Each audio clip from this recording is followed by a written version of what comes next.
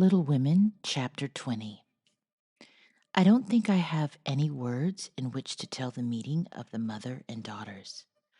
Such hours are beautiful to live, but very hard to describe, so I will leave it to the imagination of my readers, merely saying that the house was full of genuine happiness, and Meg's tender hope was realized. For when Beth woke from that long, healing sleep, the first objects on which her eyes fell were the little rose and mother's face.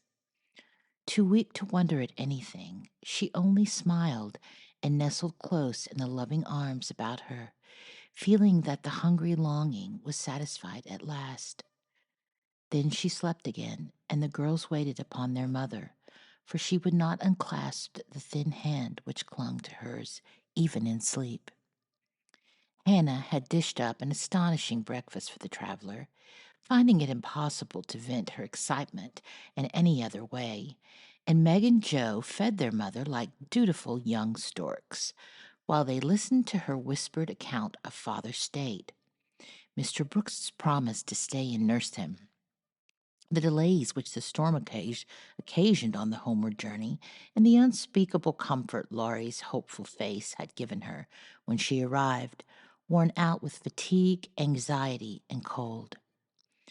What a strange yet pleasant day that was, so brilliant and gay without for all the world seemed abroad to welcome the first snow, so quiet and reposeful within, for everyone slept, spent with watching, and a Sabbath stillness reigned through the house, while nodding Hannah mounted guard at the door.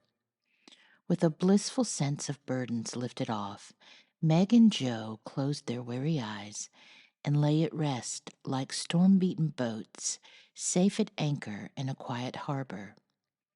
Mrs. March would not leave Beth's side, but rested in the big chair, waking often to look at, touch, and brood over her child, like a miser over some recovered treasure. Laurie, meanwhile, posted off to comfort Amy, and told his story so well that Aunt March actually sniffed herself, and never once said, "I told you so." Amy came out so strong on this occasion that I think the good thoughts in the little chapel really began to bear fruit. She dried her tears quickly, restrained her impatience to see her mother, and never even thought of the turquoise ring, when the old lady heartily agreed in Laurie's opinion that she behaved like a capital little woman. Even Polly seemed impressed, for he called her a good girl, blessed her buttons, and begged her to come and take a walk, dear, in his most affable tone. She would very gladly have gone out to enjoy the bright wintry weather, but discovering that Laurie was dropping with sleep in spite of manful efforts to conceal the fact, she persuaded him to rest on the sofa, while she wrote a note to her own mother. She was a long time about it, and when she returned, he was stretched out with both arms under his head, sound asleep, while Aunt March had pulled down the curtains and sat doing nothing in an unusual fit of benignity. After a while, they began to think he was not going to wake up till night, and I'm not sure that he would, had he not been effectively roused by Amy's cry of joy at the sight of her mother. There probably were a good many happy little girls in and about the city that day, but it is my private opinion that Amy was the happiest of all. When she sat in her mother's lap and told her trials, receiving consolations and compensation in the shape of approving smiles and fond caresses. They were alone together in the chapel, to which her mother did not object when its purpose was explained to her. "On the contrary, I like it very much, dear," looking from the dusty rosary to the well-worn little book and the lovely picture with its garland of evergreen. "It's an excellent plan to have some place where we can go to be quiet when things vex or grieve us. There are a good many hard times in this life of ours, but we can always bear them if we ask help in the right way. I think my little girl is learning this." "Yes, Mother, and when I go home, I mean I have to have a corner in the big closet to put my books and the copy of that picture which I've tried to make. The woman's face is not good. It's too beautiful for me to draw, but the baby is done better, and I love it very much. I like to think he was a little child once, for then I don't seem so far away, and that helps me." As Amy pointed to the smiling Christ child on his mother's knee, Mrs. March saw something on the lifted hand that made her smile. She said nothing, but Amy understood the look, and after a minute's pause, she added gravely, "I want to speak to you about this, but I forgot it. Aunt gave me the ring today. She called me to her and kissed me and put it on my finger and said that I was a credit to her and that she'd like to keep me always. She gave me that funny guard to keep the turquoise on as if it's too big. I'd like to wear them, Mother, can I?" "They are very pretty, but I think you're rather too young for such ornaments, Amy," said Mrs. March, looking at the plump little hand with the band of sky blue stones on the forefinger and the quaint guard formed of two tiny golden hands clasped together. "I'll try not to be vain," said Amy. "I don't think I like it because it's so pretty, but I want to wear it as the girl in the story wore her bracelet to remind me of something." "Do you mean Aunt March?" asked her mother, laughing. "No, to remind me not to be selfish." Amy looked so earnest and sincere about it that her mother stopped laughing and listened respectfully to the little plan. "I've thought a great deal lately about my bundle of naughties, and being selfish is the largest one in it. So I'm going to try hard to cure it if I can. Beth isn't selfish, and that's the reason everyone loves her and feels so bad at the thought of losing her.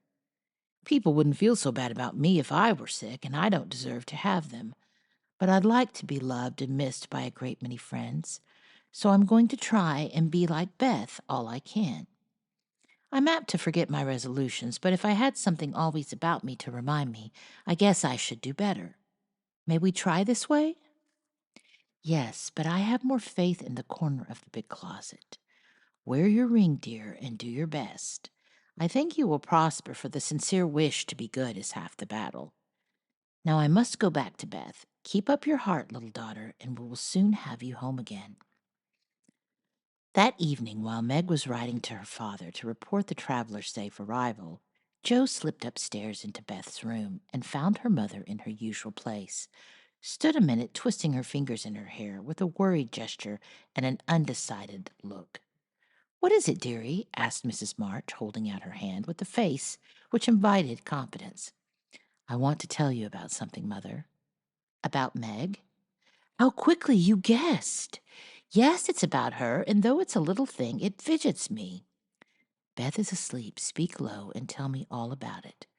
That Moffat hasn't been here, I hope?" asked Mrs. March rather sharply. "No, I should have shut the door in his face if he had," said Jo, settling herself on the floor at her mother's feet. "Last summer, Meg left a pair of gloves over at the Lawrences, and only one was returned. We forgot about it till Teddy told me that Mr. Brooke owned that he liked Meg, but he didn't dare say so. She was so young and he was so poor. Now isn't it a dreadful state of things?" "Do you think Meg cares for him?" asked Mrs. March with an anxious look. "Mercy me, I don't know anything about love and such nonsense," cried Jo, with a funny mixture of interest and contempt. "In novels, the girls show it by starting and blushing, fainting away, growing thin, and acting like fools. Now, Meg does not do any of that sort. She eats and drinks and sleeps like a sensible creature. She looks straight in my face when I talk about that man and only blushes a little bit when Teddy jokes about lovers. I forbid him to do it, but he doesn't mind me as he ought." "Then you fancy that Meg is not interested in John?" "Who?" cried Jo, staring. "Mr. Brooke. I call him John now. We fell into the way of doing so at the hospital, and he likes it. Oh, dear, I know you'll take his part. He's been good to Father, and you won't send him away. But let Meg marry him if she wants to. Mean thing. To go petting Papa and helping you just to wheedle you into liking him." And Jo pulled her hair again with a wrathful tweak. "My dear, don't get angry about it, and I'll tell you how it happened. John went with me at Mr. Lawrence's request and was so devoted to poor Father that we couldn't help getting fond of him. He was perfectly open and honorable about Meg, for he told us he loved her, but would earn a comfortable home before he asked her to marry him. He only wanted our leave to love her and to work for her, and the right to make her love him if he could. He's a truly excellent young man, and we could not refuse to listen to him. But I will not consent to Meg's engaging herself so young. Of course not. It would be idiotic. I knew there was mischief brewing. I felt it, and now it's worse than I imagined. I just wish I could marry Meg myself and keep her safe in the family. This odd arrangement made Mrs. March smile, but she said gravely, Joe, I confide in you and don't wish you to say anything to Meg yet. When John comes back and I see them together, I can judge better of her feelings toward him. She'll see those handsome eyes that she talks about, and then it'll be all up with her. She's got such a soft heart. It will melt like butter in the sun if anyone looks sentimentally at her. She reads the short reports he sends more than she did your letters, and pinched me when I spoke of it, and likes brown eyes, and doesn't think John an ugly name. And she'll go and fall in love, and there's an end of peace and fun and cozy times together. I see it all. They'll go lovering around the house, and we shall have nothing to have to dodge.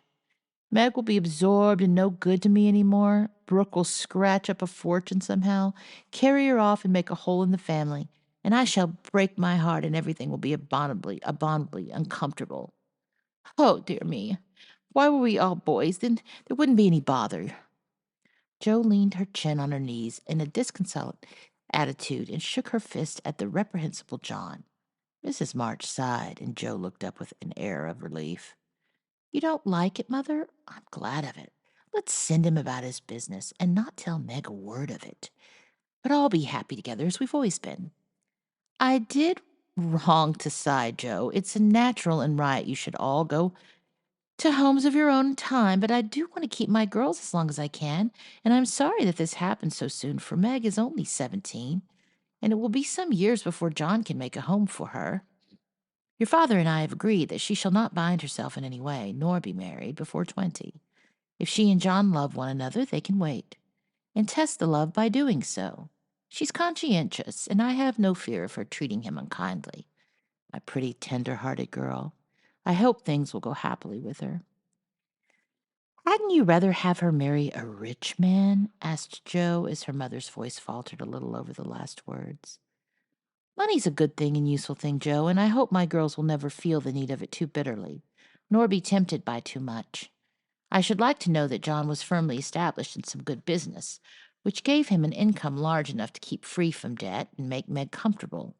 I'm not ambitious for a splendid fortune, a fashionable position, or a great name for my girls. If rank and money come with love and virtue also, I should accept them gratefully and enjoy your good fortune. But I know by experience how much genuine happiness can be had in a plain little house, where the daily bread is earned and some privations give sweetness to the few pleasures. I'm content to see Meg humbly, for I'm not mistaken she'll be rich in the possession of a good man's heart, and that is better than a fortune. I understand, Mother, and quite agree.